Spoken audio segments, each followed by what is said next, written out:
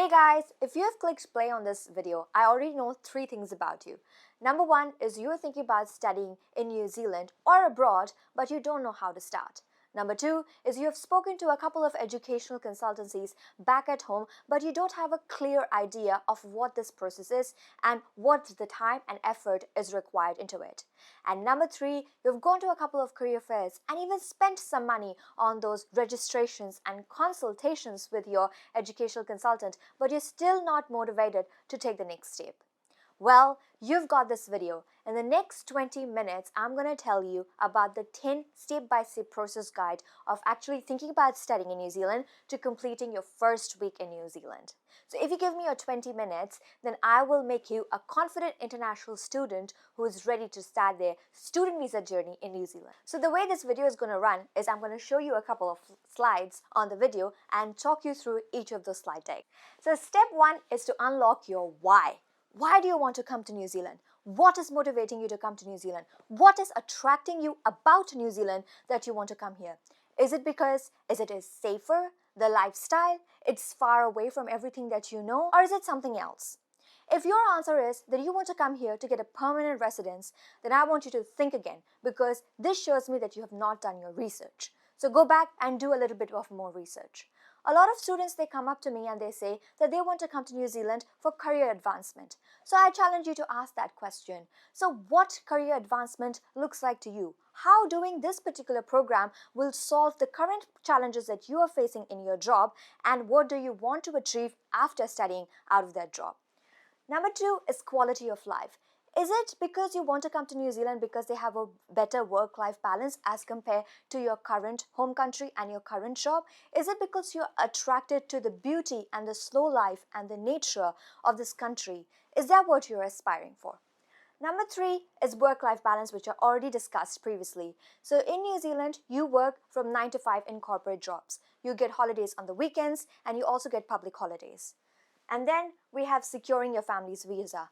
Are you a parent, a mother, or a father who wants to move to New Zealand with their family to secure their child's future while here living in New Zealand? So ask those questions to yourself to unlock your motivations. And this is going to be your why. This is a why that you have to constantly keep coming back on to write your statement of purpose when you're going to apply for colleges, or write your statement of purpose when you apply for your student visa application. So let's refine your why. Number 2 is course selection. Step 1 is to research. In this process, you are comparing 2 programs with each other. And when you're comparing 2 programs, I want you to put on a lens. And the lens would be, after completing this course, am I getting any post-study work rights? And if I do get a post-study work right, is this job, or by doing this job and completing this course combined, will take me to a residence pathway eventually after doing it a couple of years? Because in New Zealand, recruiters are looking for New Zealand experience. So doing the post-study work rights will give you that New Zealand experience, and combined with your academic backgrounds could it lead to a potential residence pathway. A small tip that I will give you is to look at the skill shortage list within New Zealand and work your way backwards to see what are the skills that you have that you can help in New Zealand by adding to that shortage, and what are the programs that will help you gain the academic experience, which eventually will take you to work visa, and that will eventually get you to residence. So work your way backwards and put on different hats and lenses and parameters. A pro tip is to use an Excel sheet. So have your lists of maybe cost of living, maybe it is a course fees, location, duration, placement opportunities. So apply as many parameters as you can and then compare each course with one another, and you will have your answer by the end of it. We're at step 3, which is college applications. By now, you have already discovered your why you want to come to New Zealand, and you have done some research about the course options, and you want to apply to the college to secure a conditional offer letter. Part of securing the conditional offer letter means that you have to write a statement of purpose. Statement of purpose is to explain the college your plan. Why do you want to come to New Zealand to study this particular program, and how this particular program will help you in your academic or your career advancement. So basically, that is what you are answering in your statement of purpose.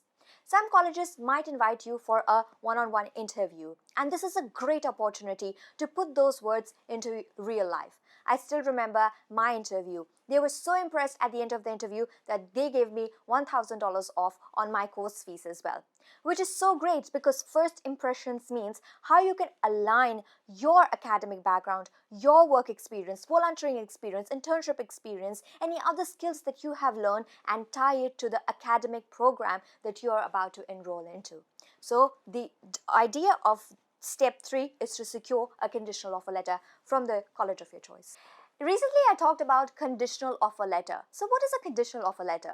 A conditional offer letter is given to you by a college in New Zealand, and part of the conditions are securing your IELTS or PTE requirements, making a full payment of the course, and approved student visa. So let me explain you a little bit more. In New Zealand, there are only 2 English requirements that are accepted. That is IELTS or PTE. So by now, you will have a complete understanding of what the IELTS score needs to be for you to make the offer letter unconditional. Most of the students will already have completed their IELTS before getting the offer letter. But some students, they wait to achieve the offer letter before they go and complete their IELTS test so that they can understand what the overall score and each band within that score is required and that they can aim to achieve those scores to make the letter unconditional. Second one is full course payments. I know, you have to make a full course payment to make this letter unconditional. And that is one of the requirements of the student visa application as well. I get this a lot from clients when they say, can we make an installment payment? Unfortunately, you can't. You have to pay the full course fees as advertised. And number 3 is you need a student visa, which needs to be approved. This offer letter is only dependent on your student visa being approved. Once your student visa is approved, all these conditions will become met and you will secure an unconditional offer letter. Number 5, student visa application. The juicy meaty side of this process. The student visa application can sometimes feel a long, complex, overwhelming, stretched out process. And it is, sometimes it is. That is why you need to work with a licensed immigration advisor or an immigration lawyer who can help you simplify this process. Let me give you an example, my example of working with a licensed immigration advisor. How did they work with me? They sent me a complete checklist of the documents that was required at the time depending on my condition, on my application. Once I received that list, I started working through by gathering each of the documents. The documents have to be translated in English. The documents have to be updated. They need to be current. And you're only updating absolutely honest and truthful documents. Number 2 is preparing of the documents. A lot of the documents have to be converted into PDF. For this, I used I Love PDF and merged all the documents. They need to be named correctly because it will go to multiple people for multiple revisions. So naming your file is very important and the way you structure it. I would recommend using a Google Drive and making categories and folders and adding your files within those folders and then giving access to your immigration advisor or lawyer or whoever is handling your student visa application process. Then is understanding the legal jargon. You will learn a lot about the New Zealand's way of doing student visa application in this, and they will be using a lot of legal jargons. So if you're feeling confused at any point, then always go back and check what the terminology means in simple human understandable language. An example that I will give you is approval in principle. I never heard about approval in principle before, but my student visa was approved and that was to pay the full course fees. Up until step 5, I had not paid the full course fees. I worked with an immigration advisor who I told that I want to only pay course fees once I have gotten the approved student visa. And they said, yep, that's totally fine. So they worked towards getting me an approval in principle. Because my documentation was so strong, so up to date, my statement of purpose was so solid and I was able to articulate my entire story that no further documentation was required. So as soon as I was issued an approval in principle, I went and paid the full course fees to the college. The college then sent me an invoice. I got that invoice and sent it to Immigration New Zealand and then they approved my student visa. There is another legal jargon which is called FTS or fixed transfer scheme. A lot of the times, Immigration New Zealand, to protect the mental health and well-being and the financial stability of an international student, will ask you to transfer the cost of living into a New Zealand bank. In this case, ANZ.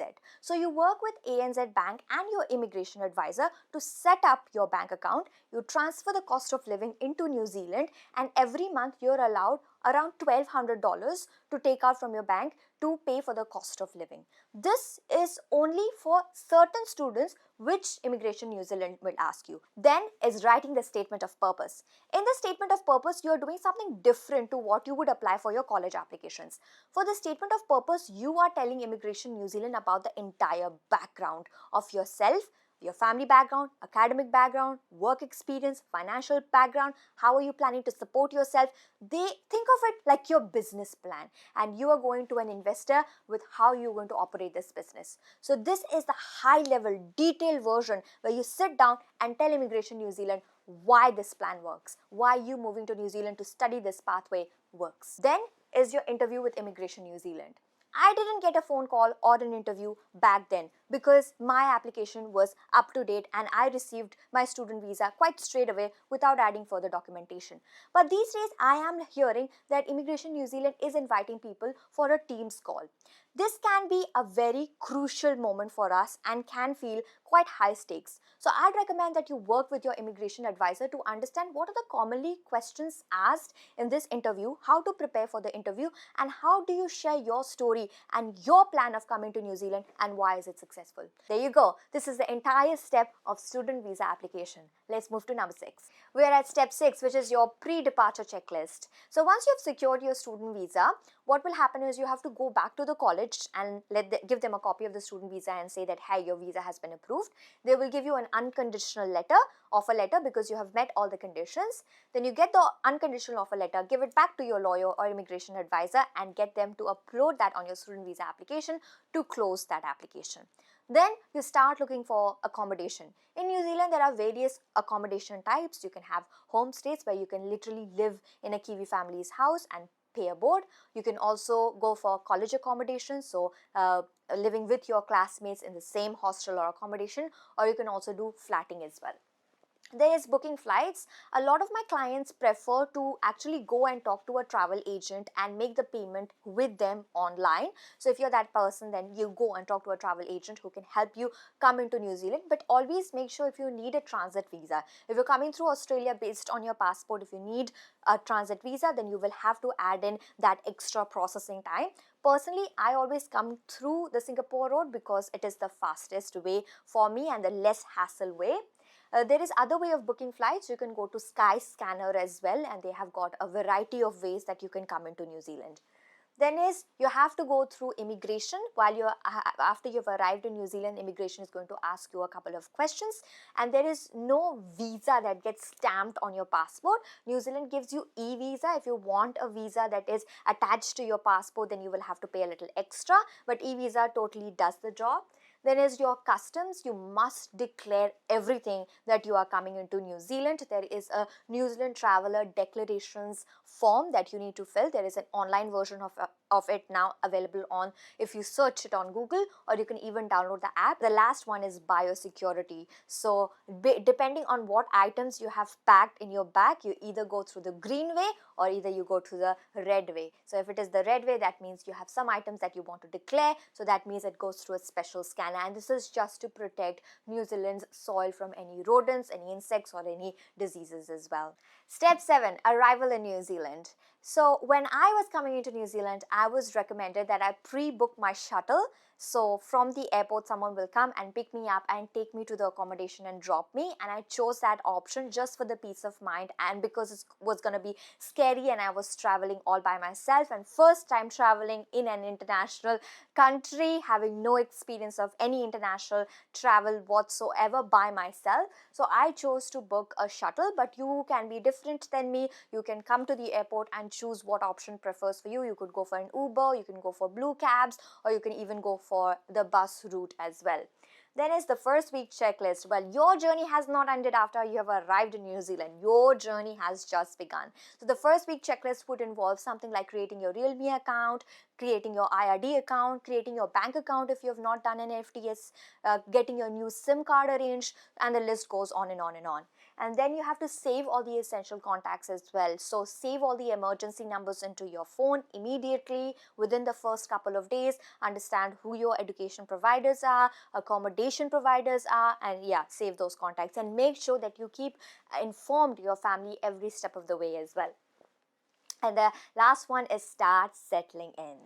Step 8 is studying in New Zealand. So remember your contract, it says student visa approved. So that means that you have shared a contract with Immigration New Zealand and you have promised them that you are going to study. The first week in New Zealand of your study is going to be orientation week, just getting settled into your classes, what your lectures will look like, what your assignments will look like. I would allow yourself plenty of time and not rush this process. Then make lots of friends. When I say make lots of friends, what I'm actually meaning is create those social connections. You have come to New Zealand for a reason, to meet new people, to adapt their new culture. So don't be shy, put on your brave front and start meeting as many people as possible. The best way to meet new friends is by joining study groups. Study groups could be within your class or within your university or within your college. I would also recommend to join your English classes as well. Even if your English is absolutely perfect and you got an overall IELTS score of 9, it is a great way of meeting international students who have come from different parts of the world and sharing similar experiences. I would also recommend to enroll as many classes as possible. Take leadership, take ownership. If they want you to become a student council member, then be one as well. Don't miss any of your classes. Thinking that you might feel sick or jet lagged and you're not ready to start your first day in class, that is totally acceptable. I would say reach out to your program coordinator, work with your educational consultant and know the college that you won't be available to come to the class for that day or for that week. Keep everyone informed because then everyone starts panicking and then it becomes into a big thing than normally it is.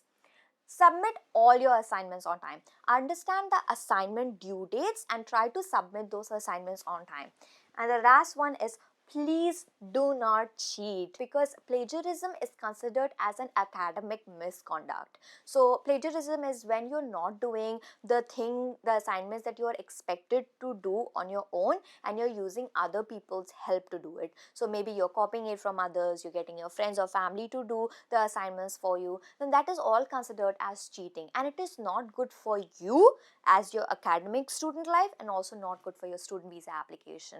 And there are so many stories that comes out because students have cheated, they have done plagiarism that eventually costed them their course. That means that they had to retake some of the tests, and once you fall into the trap of retaking tests and failing tests, it's very hard to get out of it and eventually your student visa suffers, which means your career in New Zealand suffers and then you have to pack your bags and go home. So yeah, please take your studies very seriously. Step 9, working in New Zealand. I know we wanted to come here to work, so here you are, let's work. The first thing that you want to do is to understand your part-time working requirements. Is it 20, 25, 30, 35? What does your student visa say? Make sure that you strictly stay within the hours that you have been allocated. Number 2 is customize your CV and cover letter to a New Zealand style. There are plenty of resources out there. I also have a free PDF guide that you can download from my website as well to customize your CV and cover letter so that you can start thinking from a New Zealand recruiter's shoe. Then is research about your minimum wage. I don't want you to feel like you are getting exploited because you have not done your research. Understand what the employment laws are in New Zealand, how much you're allowed to work, what is the minimum wages, what are the paid breaks, unpaid breaks. Research as much as you can, and if you can't find that information, then reach out to your college and your placement or your internship coordinator and they can help you understand some of the employment laws in New Zealand. And the last one is go to popular student job websites and see what kind of jobs are available within your city and start applying. A pro tip would be, for example, if you're from India, then I would start going to Indian restaurants because it feels familiar and I will know those people because I'm from the same origin and see if I get any luck in getting a part-time job. The final step is to take care of your mental health. This is where your why will come in. This is where your why will motivate you to push through in your hard times. So if you told me in the beginning that I want to come to New Zealand for a PR, that's a very big and long, far-sighted goal that you have set up, and not having the clear expectations set right in the beginning is going to cause you to fail your mental health. And that's why you start small, you build small, and you work your way upwards towards the PR. The honeymoon period, the adrenaline rush of moving to a new country, the international experience is going to wear out, and then reality will settle in. And when reality settles in, I'll tell you what happens. You start overthinking, you start questioning every single decision that you have made, you start feeling homesick. You don't want to stay in New Zealand anymore. You want to go back because it feels familiar. So in order to avoid that, I would say straight away, start meeting new people, start meeting, going into the community, being visible into the community. I know a lot of people as international students come into New Zealand and start saving a lot of money instead of using the money towards those experiences of building those social connections. I would set a little bit budget aside for the first 2 months so that I can enjoy those experiences and make those community connections. I know a lot of you will say, oh my God, Jenny, this is an expense. It is not an expense. It is an investment for what is about to come. If you don't do that now, do you know what will happen? You will get to a point where you will be like, nah, I'm not doing this, I'm going back home. So you have to build familiarity. You need to build social connections. You need to be out and about. Keep your family informed. There's a difference between keeping your family informed versus talking to them all the time. Talking to them all the time is easy, it sounds familiar, it's natural, it's your comfort zone. But you didn't come to New Zealand to stay in your comfort zone. You came to New Zealand to push it. So hold on tight while one leg is out of your comfort zone and one leg is within your comfort zone, and embrace the entire journey. So this was your 20 minutes of your pathway of thinking about studying in New Zealand to completing your first week of orientation in New Zealand. So here's the 10-step process of moving to New Zealand on a student visa. How does it feel like to navigate it by yourself? Sounds scary, doesn't it? Well, that is why I can help you with this. I can help you unlock your why you want to come to New Zealand. I can help you research the course programs that eventually lead to work or residence options. I can help you prepare your statement of purpose for the colleges and prepare you for the interview as well. I work with licensed immigration advisors and lawyers who can help you support your student visa journey as well. I can send you the pre-departure checklist of everything that you need to get started in New Zealand even before you arrive here. I can send you the New Zealand cover letter and CV guide to help you position within the recruitment market of New Zealand. I can help you build your confidence by understanding what does New Zealand expect you out of as a student and what other opportunities within New Zealand that you can explore to make your academic career strong. I can help you navigate the employment laws in New Zealand and what minimum wage you should be paid. I can be your sounding board when your mental health takes a dip and you just need someone who can pick me up.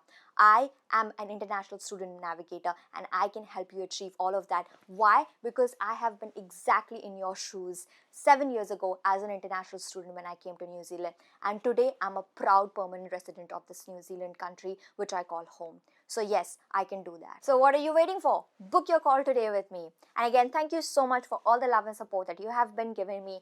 Thank you for watching my channel and thank you for always sending me some positive comments. I know I need them and I read them all as well. See you next time.